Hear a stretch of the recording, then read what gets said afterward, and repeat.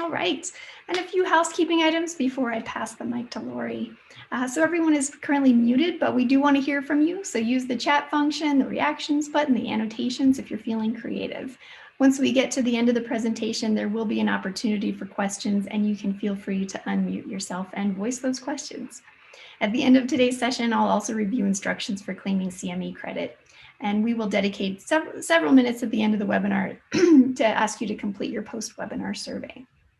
Okay, enough for me. It is my pleasure to welcome Lori Gowron. Lori is an associate professor in OBGYN and family planning specialist, as well as a gynecology section chief at the Salt Lake VA and staff physician at Planned Parenthood Association of Utah. She has a clinical and research interest in complex contraception, particularly for vulnerable populations, including women with chronic conditions, women veterans, and women experiencing homelessness. Lori, the stage is yours. Thank you, Caitlin. I'm going to once again figure out my share screen here.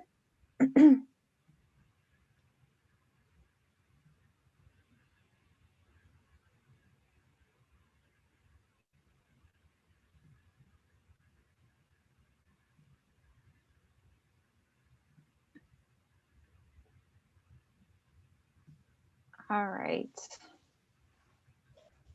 Thank you all, and I know we're recording this as well for future viewers, but I wanted to acknowledge those here who may also have expertise in care of homeless women and reproductive health and contraceptive care. So please, at the end, if you have different thoughts on this presentation or different considerations in caring for them, we definitely value your expertise as well.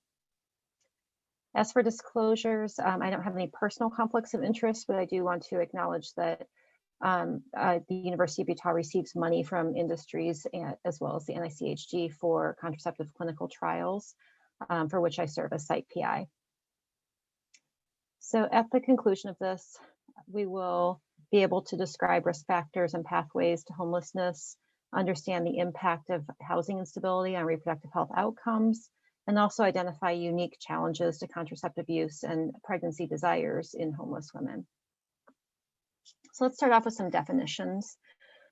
Defining homelessness is really challenging because so many different agencies have come up with their own versions of definitions, but on an average, there are about 500,000 individuals who are defined as homeless on the streets or in homeless services on any given night in the US. And about 40% of those are women or identify as women. And many of those individuals also have young children in custody. And so they're concerned not only about their own well-being, but potentially minors and maintaining some semblance of normalcy for them.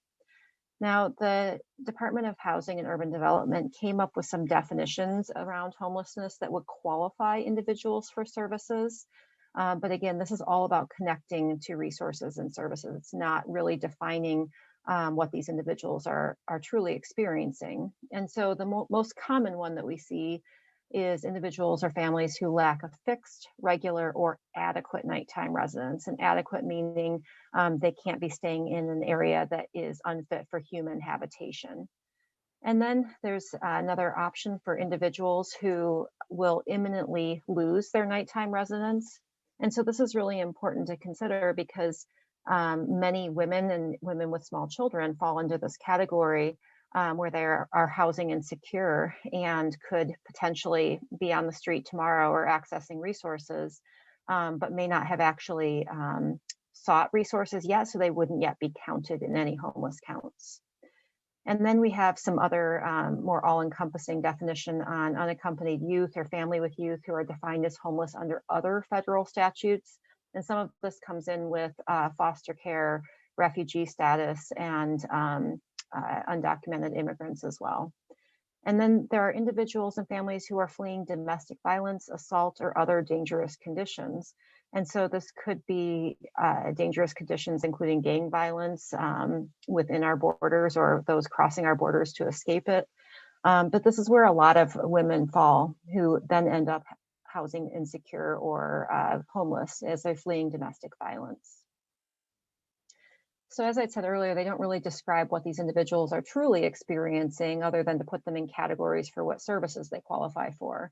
And so there are some more descriptive definitions out there, such as chronic homelessness. And this is really the face of homelessness that we see. So these are individuals that are continuously homeless for 1 or more years or have 4 episodes of homelessness in 3 years. And they account for nearly a quarter of the homeless individuals on any given night in the US. But they tend to be older, more commonly male, and often have complex health issues, particularly mental health and substance use issues. And they set up camp in locations that are not suitable for human habitation. And then we see episodic homelessness. So these are individuals who are currently homeless and they've had 3 episodes in the previous year. So this often includes the younger individuals with disabling conditions, particularly substance use or mental health issues. For example, people who, went through rehab, were clean, got some type of stable housing, and then were once again kicked out because of a relapse issue. So we see them bouncing in and out of services. And then the most common definition for homelessness is transitional. And these are people who have had a catastrophic event or sudden life change. They're accessing a shelter or temporary housing for one brief stay so that they can, have a roof over their head for a certain amount of time, get back on their feet and move on in their lives. And this is where we often see many of the women, especially women with small children, who have lost housing because of escaping domestic violence. And then the most challenging definition is hidden homelessness. And so these are the individuals who are temporarily living with others, or couch surfing is the other term. And sometimes these are, women with young children who might be staying with different family members to keep a roof over their head. But there's really no long-term guarantee or permanent housing prospect for these individuals. They often don't know night to night where they're going to end up. But they're never counted in homeless counts, and they're rarely accessing services. And so we really don't know how many of those individuals are out there. And, given the challenges with COVID and evictions, I have a feeling that we're going to see, a huge bump in those accessing services as the hidden homeless become revealed once evictions start again. So how do we know how many homeless individuals there are? Well, there's a federal mandate for states to do these point-in-time counts. And so what they do is they pick a night, and typically it's during the winter, because that does tend to bring more people into sheltered services and fewer on the streets, which are harder to count. But they essentially send out volunteers to do counts of everybody who has accessed services for the night or anybody they can find in a homeless encampment.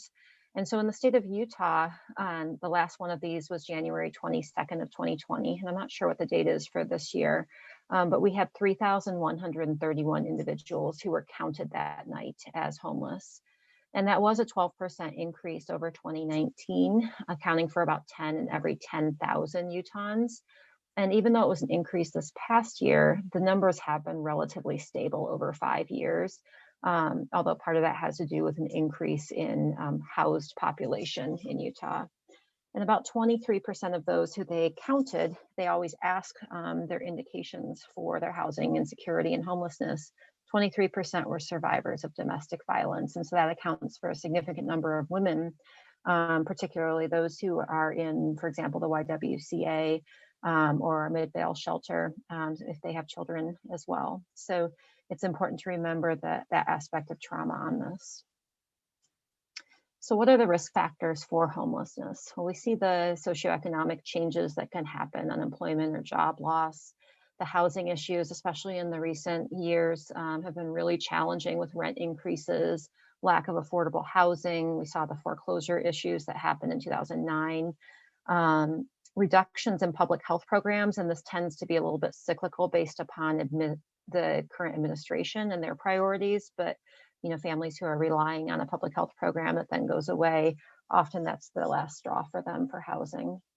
Lack of job skills is really challenging for some individuals. They're just never able to get back into the job market to be able to support themselves.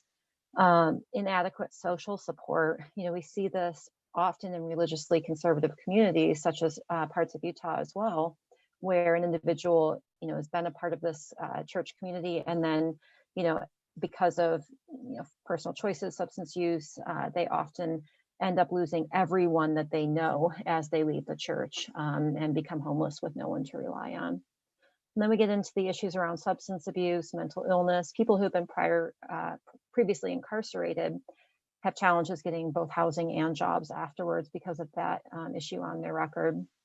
Experiences of violence, whether that's gang violence or military violence, such as our military veterans who have a much higher rate of homelessness than the general population. And then personal or family crises. So this could be, death of a, primary breadwinner in a family, or other chronic health issues that can push people into homelessness. And then youth sexual orientation conflicts, very common for our youth homeless population, to be sexual or gender minority and not have their family accept that. So they're leaving home without any support system. And then again, for women, the most common cause is domestic or sexual violence that pushes them out of their home. So let's get into reproductive outcomes, because this is really, the focus of the talk. And, as a family planning specialist, it's really, really hard for me to talk about one aspect causing an adverse outcome. When we talk about housing or homelessness, housing insecurity or homelessness, it's hard to say that specific thing caused whatever adverse outcome we're looking at. It really is this overlapping Venn diagram where we're taking into account pregnancy intention and maternal health, in addition to the housing insecurity and homelessness that often goes along with poverty. And it's also important to acknowledge, although I'm not going to get deep into it, that in the background of all of this is trauma history, whether that's emotional or physical trauma, sexual trauma, military sexual trauma for our women veterans, that really impacts all of these things. So let's start briefly talking about pregnancy intention and the role in this diagram. For those of you who have participated in other FPE talks, you've seen this diagram this graph a number of times by now. Nearly half of all pregnancies are unintended, and that includes those that are mistimed, meaning woman wants a pregnancy in the future, but not in the next year. And those that are unwanted, meaning a woman says she never wanted to have a pregnancy again in her reproductive life. Now, the average family size in the US is 2 children. And so in order to get those 2 children, women spend about 5 years of their reproductive lives trying to become pregnant or being pregnant, recently postpartum and breastfeeding, but then have 3 decades where avoiding an unintended pregnancy when they don't otherwise want one is really important for not just mental health outcomes, but also potentially physical outcomes as well. And this is really important for women who are struggling with poverty and potentially housing insecurity as a result of it. And as with everything, disparities exist in unintended pregnancy. Those women who are less than 100% of the federal poverty are much more likely to experience an unintended pregnancy when they have the fewest means to take care of another child. And when it comes to housing insecurity, this tends to be a double-edged sword for these women. Many of them, pregnancy at a time when they can't manage it will push them from housing insecurity into homelessness.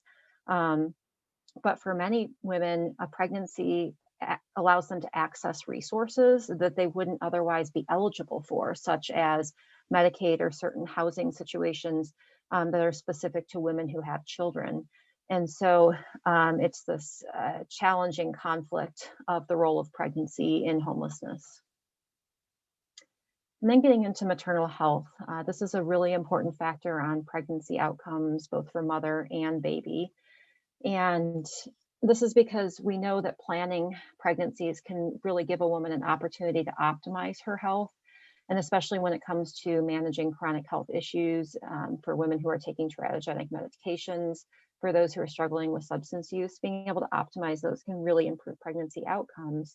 And we know that those who conceive with poor health or poor disease control may be more likely to have recurrent flares of their disease in pregnancy or more challenging control of it, and more likely to miscarry at preterm delivery, low birth weight babies, as well as other fetal anomalies and exposures. And so it's really important to consider how best to optimize health before pregnancy. But if pregnancy is unintended, again, it's challenging and you're always backtracking to get things under control much later in pregnancy than could have been.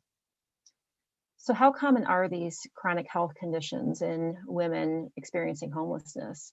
Well, we did a study a few years ago in the Veterans Healthcare Administration for a couple of reasons. Women veterans are 4 times more likely to experience homelessness than their civilian counterparts. And the Veterans Healthcare Administration has a universal coverage for those who qualify, who have been active duty and separated from the military. This may be their insurance going forward. And so accessing care through the VA allows them comprehensive coverage. And they have an integrated health record too. So being able to do research in this setting really can follow a woman's trajectory over many years. And so we did the study to quantify perinatal risk factors in women veterans who had ever experienced homelessness. And that's an important distinction because many women and other individuals experience homelessness for this transitional time point or episodically. And so they're not chronically homeless. And so to say that they only would experience an adverse outcome during that time point misses the big picture of all of the other issues that led to that and could follow. And so we wanted to identify people who'd ever experienced a homeless episode, look through VHA data from 2002 to 2015, and really quantify these health risks in this population.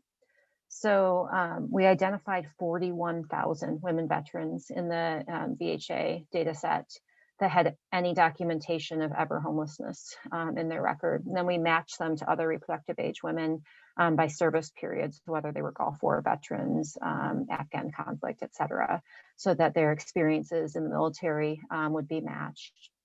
And what we found was not shocking, but sad. Those who had ever been homeless, nearly 85% of them had a mental health diagnosis, 35% had a substance use issue, and nearly 75% had one or more chronic health conditions that could adversely impact pregnancy if an unintended pregnancy were to occur when disease was poorly controlled. So issues such as diabetes or heart disease, cancer, et cetera. And so, it's really challenging when you see, such a high prevalence of conditions. And obviously the VA has, a high risk population in general when you look at the housed cohort on here as well. But there are a lot of competing issues that must be addressed in order to optimize health before pregnancy. And this is, a best case scenario. The VHA is really a leader in homeless healthcare because they have this integrated health system. They're able to, everybody has coverage who walks in the door. It's not like the civilian healthcare system where many of our civilian women are uninsured or underinsured, or their care is tied to a spouse they're trying to leave because of violence. So in literature looking at healthcare for these individuals, 73% actually report at least one or more unmet health need. And this may be physical or mental health. It could also be dental care, which is really common, and that can significantly impact quality of life and ability to work, as well as vision issues too. If you can't see, it's really hard to get a job and then pay for those glasses after the fact. Access to preventive services is also really challenging for these individuals. They often bounce in and out of urgent cares or emergency departments, and can take care of acute issues here or there, but they're not getting the preventive care that they need. And 57% of homeless individuals lack a regular source of health care. So they're not even using the same emergency department or the same urgent care where we could actually follow people over time and address issues. It's really bouncing in and out.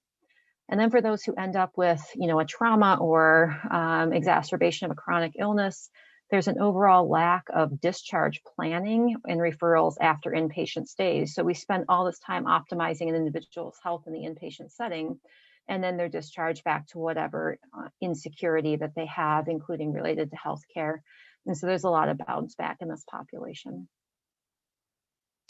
So getting into the role now of housing insecurity and homelessness and what risk factors this brings to this Venn diagram here.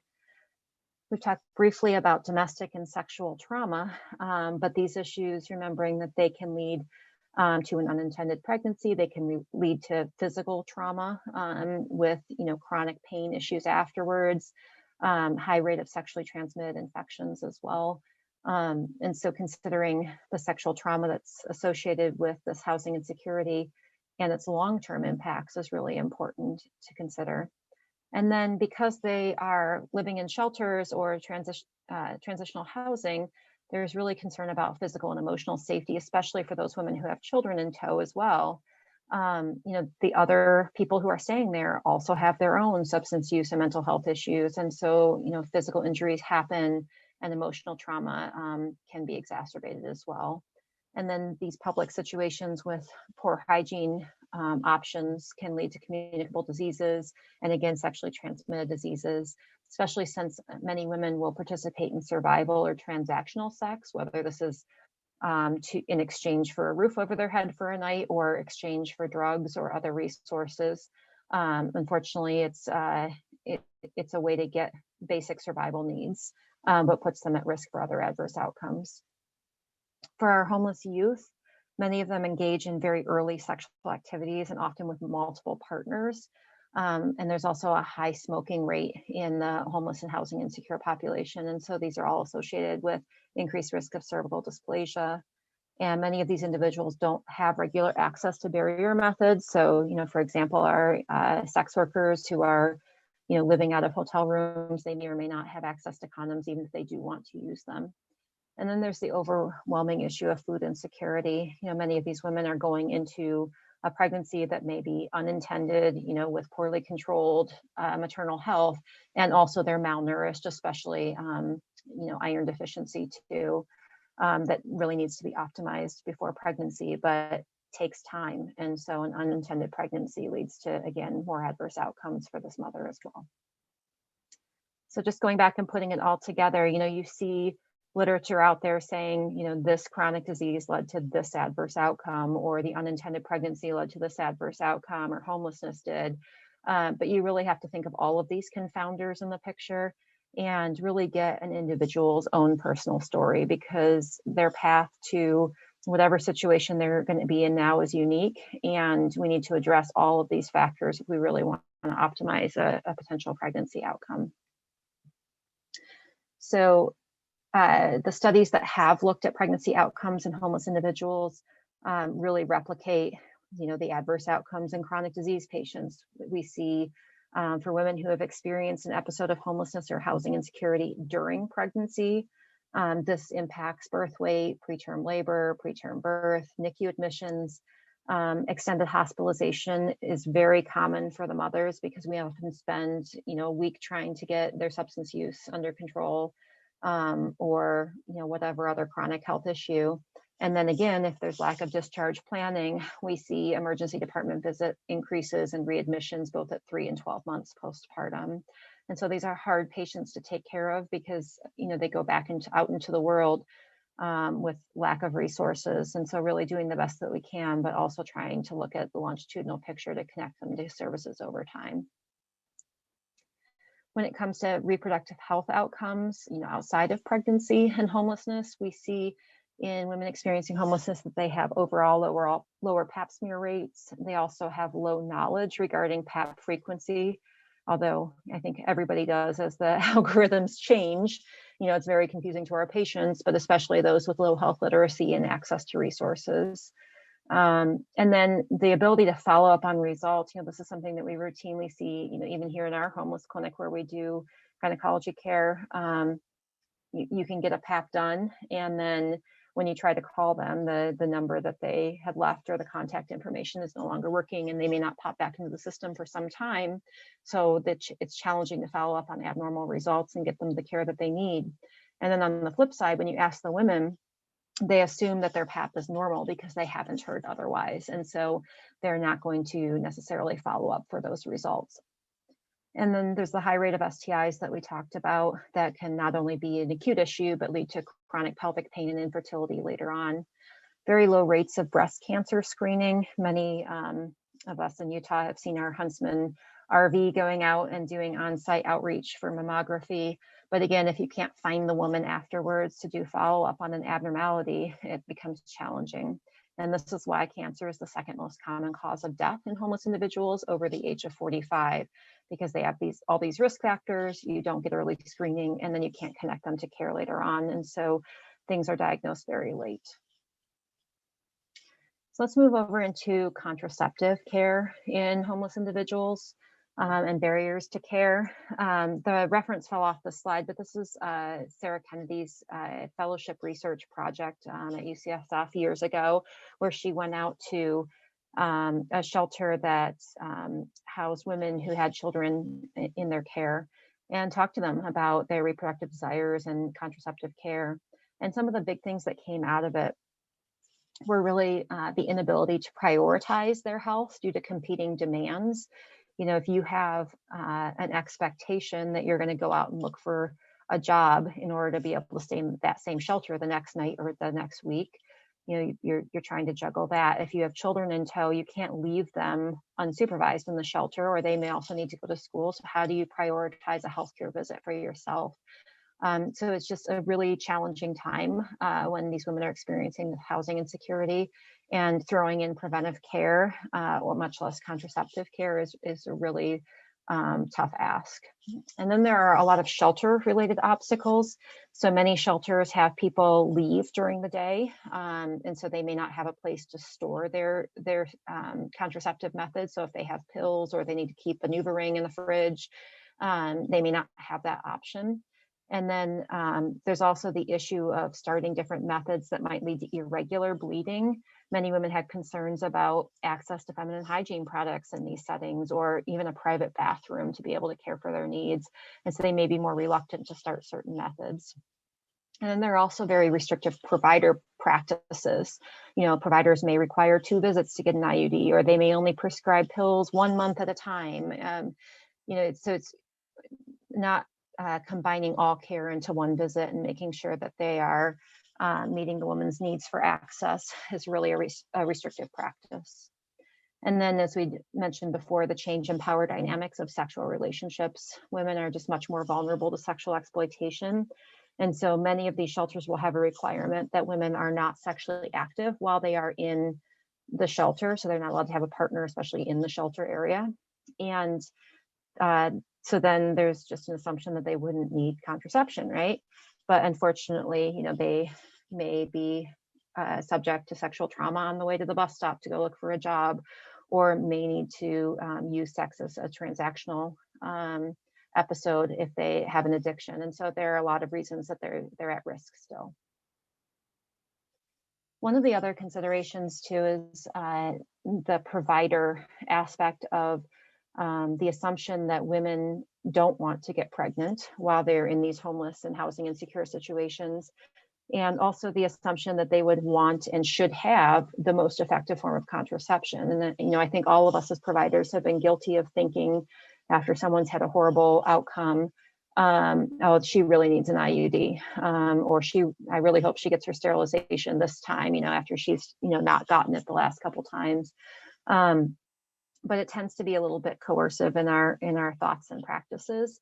And sometimes that's been reflected in care practices, as well as leading to mistrust in patients who, assume that that's going to happen by the provider, and so will avoid care. And so we, as a group, wanted to look at the Her Salt Lake Contraceptive Initiative, which was a local initiative done in Salt Lake County, where we enrolled 4,300 individuals and standardized counseling for contraceptive care, and gave them whatever method they wanted at no cost with the option to switch. And so 22% of those individuals actually identified as housing insecure or homeless at the time of their care. And we wanted to understand whether that variable impacted their choice of LARC methods or long-acting reversible contraceptives. And so what we found is, before we did the intervention, where we standardized counseling and cost was no longer a barrier, and they could come back as many times as they wanted, before that intervention, more women chose LARC that were homeless or housing insecure. And we won't know the reasons for this. We didn't do qualitative interviews, but it could have been biased provider counseling. It also just could have been the challenges of coming back for methods. So maybe women chose the long-acting method because of the uncertainty of being able to come back and get something in the future. But once we did this intervention and we took out the cost and standardized counseling, what we found is that method choice really equalized between homeless and housed participants. And so regardless of their housing situation, women were just as likely to choose condoms or pills or any other method as those who were housed, and no longer had this preference towards LARC methods. So maybe it gave them the option to take a breath and know they could try something and get the method that was ideal for them. And so, speaking of ideal methods, this was another survey that we did in Salt Lake County. Zoe Kozlowski was one of our undergraduate students at the University of Utah, and she decided to survey women who were accessing homeless services across the county.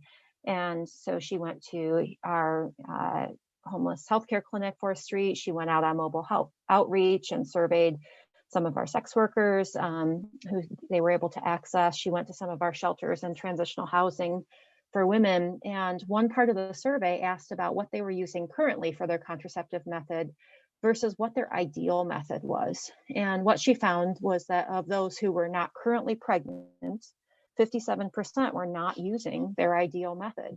And the list of what they would choose was definitely not preferential towards LARC. I mean, there are definitely many women who would like that, but many of them wanted to use natural family planning methods or other short-acting methods as well. And so 57% not using their ideal method may mean less adherence to the method that they are using and increased risk of unplanned pregnancy during this time of housing insecurity.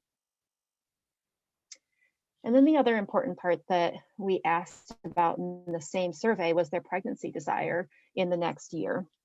And we gave it a scale, and they were allowed to answer yes, no, or unsure on that. And then we looked at it based upon their contraceptive method, whether they were using their ideal method or not, and whether they were currently pregnant. And what was important to note is that even though these women were using homelessness services at the time of the survey, 30% of them actually wanted or were unsure of whether they might want a pregnancy in the next year. And this included 22% of our currently pregnant patients wanting another pregnancy in the next year. And so making sure that you're not assuming that women wouldn't want to continue their reproductive planning despite their, housing issues is really important. And also assuming that just because she has an IUD, you don't have to talk to her about, pregnancy desires or optimizing her health because she may be considering a pregnancy.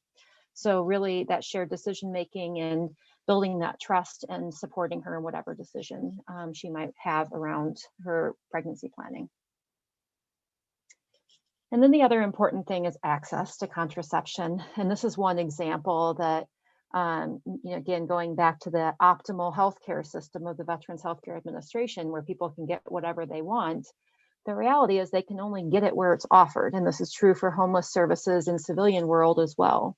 So this is using that same 41,000 women that we had identified in that previous cohort and looking at our region. So the stars on this map are VA medical centers. And so these are the places where people like me, an OBGYN, can do a same-day LARC insertion if that's what a woman wants, or she could access permanent contraception if she wanted to do that. But then we did some heat mapping and geocoding of the zip codes of where women who had experienced housing insecurity or homelessness were. And as you can see, these blue dots are far from many of these VA medical centers, many of them greater than 200 miles. And so if you're a woman who's trying to escape, intimate partner violence in rural Montana, and your only healthcare option is the VA, you're not going to make it the 400 miles down to a VA medical center to get your IUD. And so you may never get your ideal method of contraception. And if you think about where your homeless clinics may be located wherever you are, often they're in more urban areas, typically around a shelter, so people can access that. But that's not going to account for people who, again, are housing insecure and not accessing services, or live in some of these more rural areas where transportation can be a huge barrier to care for them. So let's move into the last part, which is provider perspectives. This is hard. Some of these patients have so many complex issues to take care of, and you have short visits, and you're trying to just prioritize what's happening. And here you've got this family planning person who's saying, and now let's talk about their reproductive desires and what their ideal contraceptive method actually is. And it's challenging, and I just want to acknowledge that, and just do the best you can in this situation. One of our current medical students, Katie Panushka, just finished this study talking to providers of homeless services across Salt Lake County, and looked at the different barriers to care provision that they identified. And so she talked to 17 different providers in 11 different homeless service resource centers. And some of them were healthcare providers. I think there was one OB and some nurses, but a lot of them were health educators or case managers, social workers. And those are often the frontline people for care as they're doing intake. And so they identified health system barriers, provider barriers, and also patient level barriers. And when it comes to health system ones, cost of services is a really big thing for these agencies. They have very tight budgets, and their budgets flux quite a bit based upon administrative and legislative priorities. And so they have to decide where they're going to put their money. And unfortunately, access to reproductive health care or training around it is not high on that priority list, especially when there are federal mandates that are all about housing first, and deal with everything later. They're really going to be followed for metrics around that. And then there are issues such as insurance and scheduling, all of the different healthcare system issues that we've identified before that are challenges for patients to get what they need. And then for provider barriers, many of these individuals have no training on reproductive health care. They might be a case manager with a social work background. And so they're connecting people to resources, but they don't know how to screen for pregnancy desires or, ask necessarily about sexual trauma and risks of unintended pregnancy from that. And many of the clients coming into their services have language or cultural barriers as well. And then providers were honest. They talked about their bias around this. They felt that women shouldn't be thinking about or getting pregnant, and they need to focus on getting themselves back on their feet and taking care of the kids they may already have. And then they acknowledged these patient level barriers and the competing needs, again, that the women themselves acknowledged. Challenges around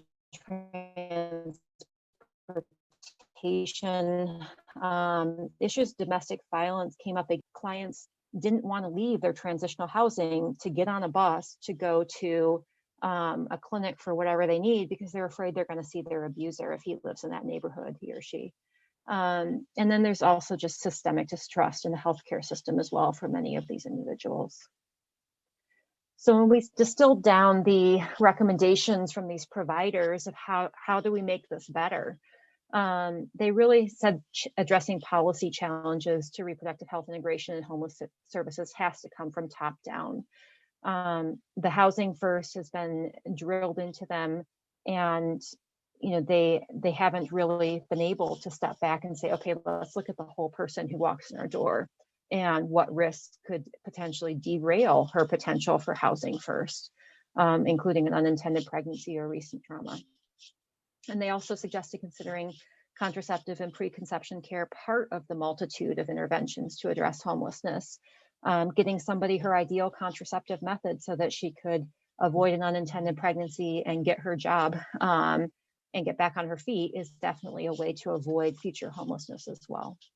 And then supporting an interdisciplinary approach so that we can prioritize reproductive needs among housing insecure women, bringing those caseworkers and those health educators into the fold and giving them the tools that they need to help women who are accessing services is important.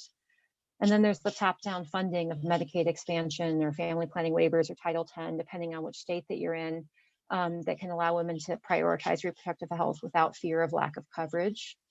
And a lot of these homeless services really felt that partnering with family planning providers who can provide comprehensive same-day services to streamline referrals is really essential, because if you're going to put in the childcare and get the woman on the bus to get her to an appointment that's across town, and she takes the risk of seeing somebody or safety concerns, then we want to make sure we can do everything we can for her in that same day.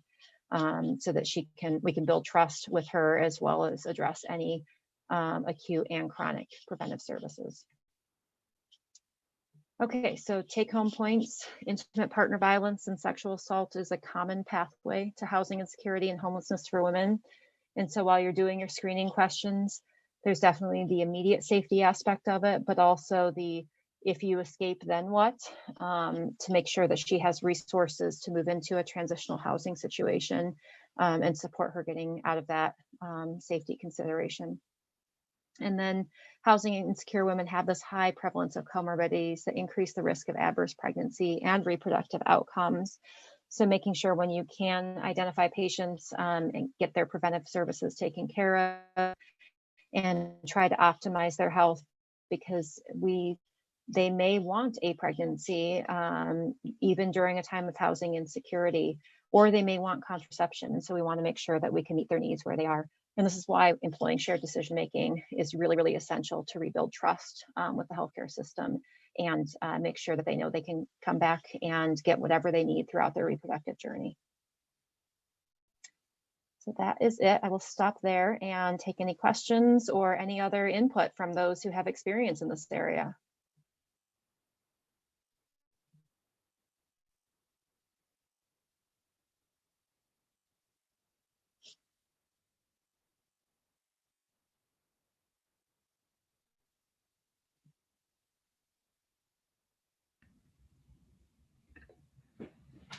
Thank you so much, Dr. Garon. That was an absolute wealth of information, and I particularly love the patient-centered messaging throughout meeting clients where they are and addressing their health needs. Yes, would welcome any questions or comments from those of us who are joining us today.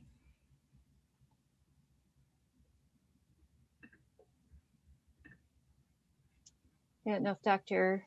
Faye wants to make any comments about, oh, did she pop off? No, I'm here.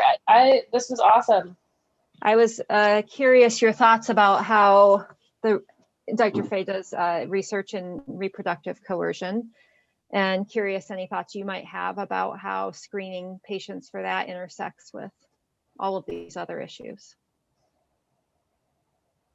Yeah, I know. I was thinking about that a lot during the talk. That was so helpful. And in some ways, I feel like as a society, we do actually provide a little bit more of a cushion or attention to that population, and that there's often when there's no housing available, there is a spot at a domestic violence or an intimate partner violence shelter. And so in being advocates and I think stewards of those resources, making sure that that's always a comprehensive part of what we're asking about, because that can often be the most reliable path to resources and support.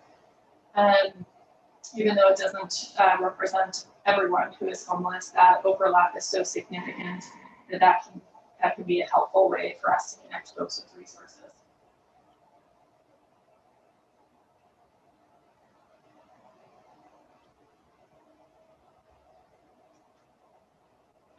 This was so incredibly interesting, and that the data are so helpful, I think, in framing the care that we're providing. So thank you so much.